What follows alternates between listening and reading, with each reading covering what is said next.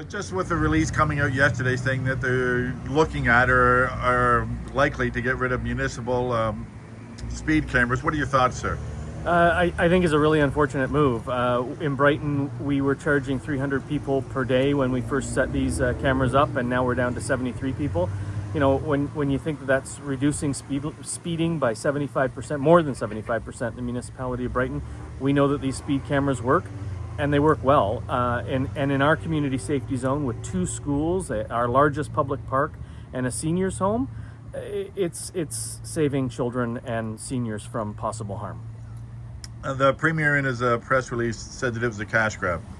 Yeah, that's insulting at best at the end of the day. What this is a fine for speeding. The Highway Traffic Act lists these. It's no more of a cash grab than if the OPP were to pull you over for doing the same thing. The money does come to the municipality. We knew there would be revenues coming in. And what we plan to do with those monies, or we did plan to do with those monies, was put them into traffic calming measures, pedestrian safety, infrastructure. And this year alone, I was looking at being able to freeze taxes for the good people of Brighton. I can't do that now. So what the Premier has done is provided everyone in Brighton with a property tax increase. I've always said, and like we talked about before, having speed cameras doesn't force you to speed. There's a penalty for everything in life that when you're not following, AKA the rules or the law. This is just one of those things. So nobody is forcing you to speed, but there has to be some penalty for that, like you said, like police do, things like that. So this possibly having that there takes away from a police officer being at the... That's exactly right. And that's what our police force, the OPP, have told us, is that by putting the speed camera here, they're able to resource elsewhere into the community. And we know there's lots of areas in the community that need enforcement. Is there anything that you can do about this?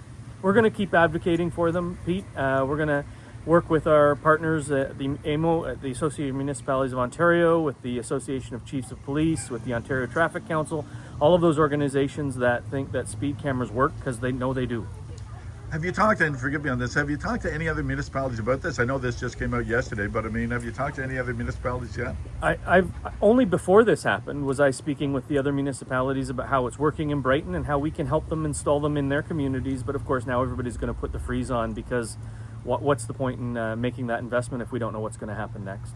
On the other hand, how much did it cost, or are there numbers available at how much this cost, the time, the effort, the months, if not years of effort to put this in, and it's only been in for a number of months? Yeah, we pushed the go button on July 14th this year. The actual cost to us is less than $100,000, and we made that up quickly. Cost of, again, if you could just reiterate for the last, costs that you will be losing that you've not anticipated that will be a fact.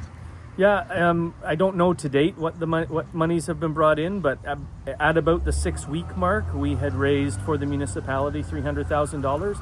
And here's another interesting fact: another $100,000 went to the province. So the Premier's just cut off his nose to spite his face, because imagine the number of cameras just in Toronto alone that were raising millions of dollars for the province. I don't get it.